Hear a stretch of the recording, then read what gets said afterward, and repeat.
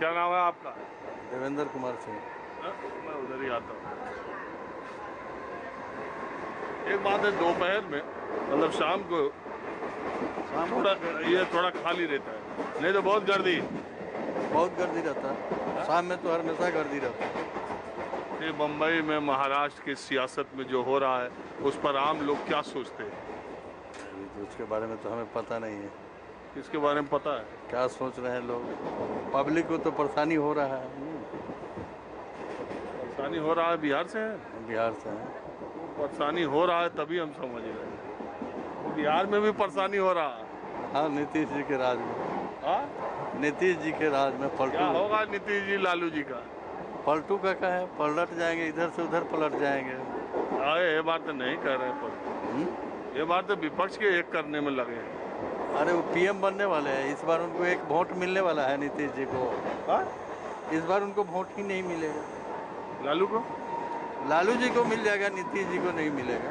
वह कोई काम ही नहीं किया पब्लिक को। बिना कामे का 20 साल से मुख्यमंत्री है। पब्लिक बेवकूफ़ है कि उनको वोट दिया है। इस बार समझदार हो जाएगी। समझ रहा है, अभी तो पब्लिक जागरूक हुआ है, अब हटेगा। किसका उम्मीद लग रहा है बिहार में? अभी ये बीजेपी आएगा। हेलो, आप कहाँ से भाई साहब? महाराष्ट्र, मुंबई से।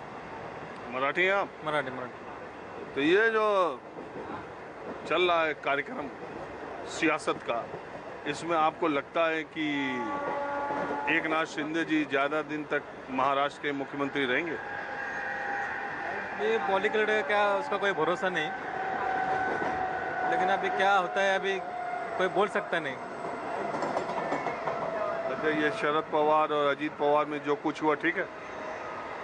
वो तो आपस में है मेरे ख्याल से। और शरद पवार जैसे है तो वो बड़े हैं, हाँ। बड़े खिलाड़ी है, इतना जल्दी वो लोग अलग नहीं हो सकते।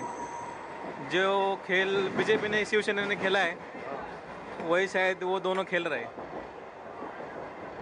अजित पवार और शरद पवार आपस में मिल के खेल रहे हैं। हाँ, कुछ तो कुछ बात होगा ऐसा जरूर। अरे अभी भी महाराष्ट्र की जनता को यकीन नहीं है कि दोनों अलग हो गए। वही बोल रहे हैं, दोनों दोनों का खेल है वो सब दिखाने के लिए, बाकी कुछ नहीं।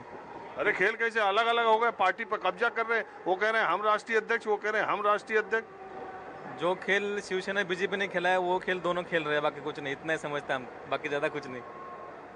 अच्छा, मान लो अलग अलग हो जाए तो महाराष्ट्र की जनता शरद पवार के साथ ज्यादा है या अजीत पवार के साथ ज्यादा जाएगी? इसके पहले भी अजित पवार गए थे साथ में, एक दिन के लिए, घंटे के लिए, फिर वापस आ गए। अब ऐसा भी कुछ हो सकता है, कोई भरोसा नहीं इनको क्या है। अच्छा, आप मुझे ये बताइए मराठी होने के नाते कि अगर अलग अलग हो गए अजीत पवार और शरद पवार, तो जनता शरद पवार के पीछे ज्यादा खड़ी है या अजीत पवार के? जनता तो शायद शरद पवार के पीछे ही है मेरे हिसाब से, शरद पवार। और ये जो अगला चुनाव होगा इसमें बीजेपी को नुकसान है कि फायदा है इन लोगों के टूट जाने से? महाराष्ट्र के कोई बोल सकता नहीं। महाराष्ट्र के शायद मेरे ख्याल से अभी सब अलग अलग 4 पक्ष हो गए हैं, इसके लिए शायद ये शरद पवार का खेल है, बाकी कुछ नहीं। 100% शरद पवार का खेल है ये, बाकी कुछ नहीं। अजीब बात है कि शरद पवार की राजनीतिक शख्सियत ऐसी है कि महाराष्ट्र का आम आदमी भी अभी भी समझता यही है कि जितना खेल महाराष्ट्र की सियासत में हो रहा है उस सबके दिमाग शरद पवार है। बहरहाल मैं कुछ और लोगों से बात करता हूँ। तो थाने तू दादर माहौल क्या है? मैं लोगों से बात, दरअसल दिलचस्प पहलू ये हो गया कि एकनाथ शिंदे के बहुत सारे विधायक, उनको ये भरोसा दिया गया था कि 1-2 साल का कार्यकाल विधानसभा का बाकी था तो 1 साल तक जिनको मंत्री बनाया जाएगा, 1 साल के बाद दूसरे लोगों को बनाया जाता। दूसरी बात, जिनके पास मंत्रालय बहुत अच्छे हैं, एक मंत्रियों के पास 2-2, 3-3 मंत्रालय हैं, वो मंत्रालय कम करने होंगे, एनसीपी के मंत्रियों को दिए जाएंगे। दूसरे एनसीपी की तरफ से भी दावा किया जा रहा है कि अभी उनके और मंत्री बनाए जाएंगे, 14 मंत्री और बनने हैं। अंकगणित के हिसाब से 7 पर भारतीय जनता पार्टी का पुख्ता दावा बनता है, 7 में शिवसेना और एकनाथ शिंदे गुट और एनसीपी के अजीत पवार गुट में बंटवारा होना है। लेकिन महत्वपूर्ण बात यह है कि 36 विधायक अभी भी अजीत पवार के पास नहीं आए, तो इस हिसाब से दल बदल विधेयक लागू भी उन पर हो सकता है। महाराष्ट्र की सियासी उठा पटक में आम जनता क्या सोचती है, ये जानने के लिए मैं आज लोकल में सवार हो गया था। और मैं, आपका नाम क्या है? सरवर जी, आप बताइए कि ये जो मौजूदा हालात हैं सियासी, उसके बारे में महाराष्ट्र की जनता क्या सोचती है?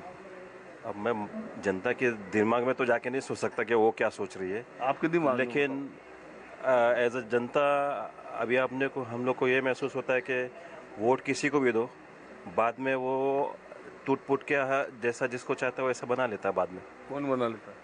जो लीडर्स हैं, चाहे वो अभी जैसे क्या बोलते थोड़े दिन पहले तक जब शिवसेना बीजेपी के साथ थी, हमने अगर किसी एक को दूसरे को वोट दिया, हम शिवसेना को लाना चाह रहे थे, तो शिवसेना बीजेपी साथ में मिलकर बन गई। बाद में पता चला जब लास्ट इलेक्शन जब हुए, तो हमने किसी शिवसेना को जब भी वोट दिया, तो शिवसेना क्या बोलते हैं मतलब बीजेपी हट गई और शिवसेना जो है कांग्रेस और इसके साथ सरकार बन गई। पता चल रहा है कि बीजेपी ने फिर उनको ही शिवसेना को तोड़ दिया। तो हम किसी को भी वोट दें उसकी वैल्यू नहीं। अगर आपने थोड़े दिन पहले टीवी पे नाना पाटेकर का और एकनाथ शिंदे का इंटरव्यू देखा है टीवी पे, तो नाना पाटेकर ने फडणवीस से यही सवाल किया था कि as a Janata, as a voter, हमारे वोट की कीमत क्या। तो उस पर फडणवीस ने कोई जवाब नहीं दे सका था। मतलब जनता जो भी किसी को भी वोट दे वो बेवकूफ़ है। लोग पॉलिटिकल पार्टी सत्ता लेने के लिए किसी के भी साथ गठबंधन करने को तैयार है। उनको वोटर्स ने किसको वोट दिया वो देखने की उनको ये नहीं है। अच्छा, एक बात बताइए, लोग ये कहते हैं कि ये सेकुलर और कम्युनल, ठीक है, ये दो की पॉलिटिक्स हिंदुस्तान में बहुत चलती है, हिंदू मुसलमान की पॉलिटिक्स चलती है। अब महाराष्ट्र में हुआ ये कि एक पार्टी शिवसेना थी जो है कट्टर हिंदुत्व की बात करती थी, एक पार्टी बीजेपी थी वो कहती थी कि ये जो है मुस्लिम तुष्टीकरण की राजनीति करते हैं एनसीपी के लोग और कांग्रेस के लोग, ठीक है। अब एनसीपी भी बीजेपी में आ गई, शिवसेना भी टूट के उधर चली गई, उद्धव ठाकरे एनसीपी कांग्रेस में चले गए। तो अब यहाँ कम्युनल पॉलिटिक्स या सेकुलर पॉलिटिक्स का क्या हुआ? नहीं, देखो, मेरे हिसाब से जो है हमारा कंट्री एक सेकुलर कंट्री है, तो कभी भी कहीं भी सेकुलरिज्म ही जीतेगा। जो लोग सेकुलरिज्म की बात करेंगे वही लोग पावर में बाद में आएंगे। वो भले कितना भी तोड़ जोड़ करके कम्युनल के ऊपर पार्टी बना लो या सरकार बना लो, वो सेकुलरिज्म के आगे ज़्यादा दिन टिक नहीं सकता।